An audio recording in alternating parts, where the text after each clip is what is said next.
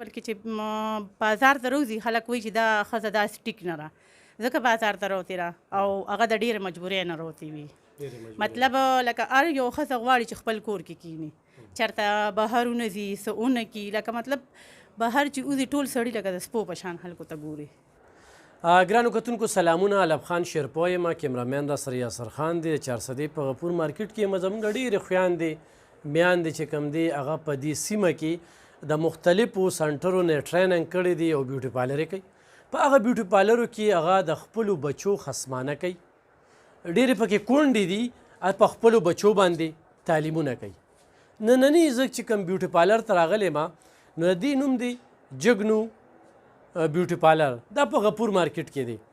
دا زنانه ما سره په یو NGO کې ملو شوې وه او پر یاد یې راته وکړو چې خپل محنت کوم خواري کوم خو قرضدار یم. د چا را باندې پیسې دي هغې ډېر زیات پریشانه کړی ما ورسره واده کړې وه او هغه واده کې چې کوم دی نو 15 شپږ ورځې تېرې شوې. نن زه دغه جګنو بیوټي پارلر ته راغلی یم. باقاعده چې کوم دی نو دا د دوی هغه ټول سیسټم دی خو چېرې دې سره سرمایه وه نو دې کې به نور ډېر زیات ضرورتونه وو. دې سره به شاګردانې وي. دې به خلکو ته اوس دا یو کمپني ورکوله خلکه به یې چې کوم دی نو په جاب کړي وو په روزګار کړی به وو. د دوی پکې وخت تېرېږي ګاک وله راځي دا نه چې ګاک وله نه راځي خو د یو دا د قرض خبره ده. او زه چې دې ځای ته راغلی یم نو صرف د هغې هغه پریاد چې کوم دی هغه زه دې ځای ته راوستی یم. ما یې چې ځه زمونږ خو دغه وس کېږي څو خبرې به کوو د کیمرې نه به شاته هغوی خبرې کوي خو هغوی سره به زه انټرویو کوم او تاسو دغه د کریم او د سامان ته ګورئ. نو دا راته ووایي جي چې څومره وخت نه بیوټي پارلر چلوي؟ تقریبا 15مه میاشت مې ده. 15مه میاشت. او جا ګاک راځي؟ یاره داسې نه راځي ځکه چې ګرمي ده که نه او ګرمۍ کې ډېر زیات بد حال دی. ټریننګ دې چېرته کړی و؟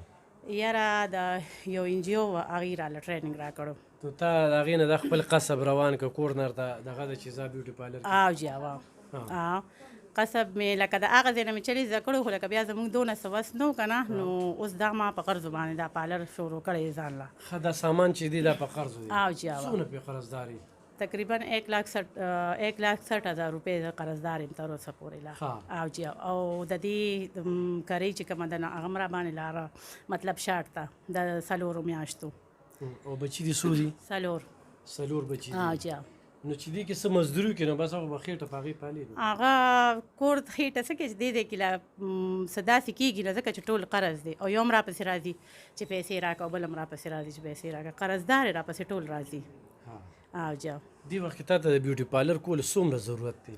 ډېر زیات لږ نه کیونکې زما واړه ډېر زیات ماشومان دي او زه غواړم چې زه خپلو بچو باندې ښه تعلیم وکړم. ښه تعلیم او جا هغې لپاره ته بار روتې محنت دې معاشره کې خو ډېر بد هم ګوري بیوټي پارلر مطلب د غفور مارکیټ نه بلکې چې بازار ته روځي خلک وایي چې دا ښځه داسې ټیک نه ده ځکه بازار ته راوتې ده او هغه د ډېرې مجبورۍ نه راوتې وي.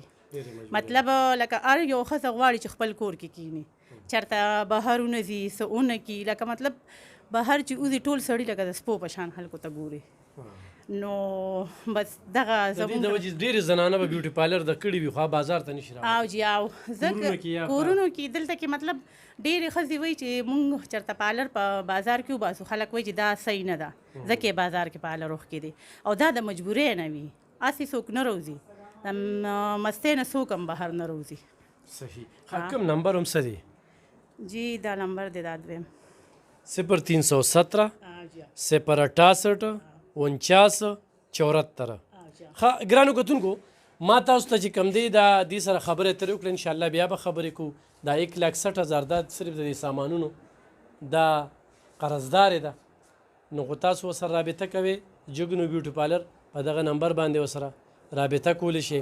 نو خو چېرې تاسو دا بیوټي پارلر د دې زنانه دې ته خپل که نو دا به ځان سره نورې جینکۍ په جاب کي نورې زنانه به ځان سره په جاب کي او یو سیسټم به مخکې روان وي. د دې چې کوم بچي دي نو هغې سره به دا یو سوشل ورکر هم ده نو په دغه ځکه چې NGO ته لاړ شي 500,000 روپۍ داسې د ورکشاپ ورکړي هغې کې دغه زده کړه وکړي او هغې زده کړه چې کومه ده هغې داره دلته کې روړې ده نو دا به دا و چې یاره کریم ښه استعمالوم هر څه ښه استعمالوم خو به هر حال چې کله قرضداري شي نو بیا خو لوبه بل شانتې شي نو مدد هم ورسره کولی شي او جګنو بیوټي پارلر نه پیدا هم ترلاسه کولی شي دلته کې کار لم راتلی شي. مننه.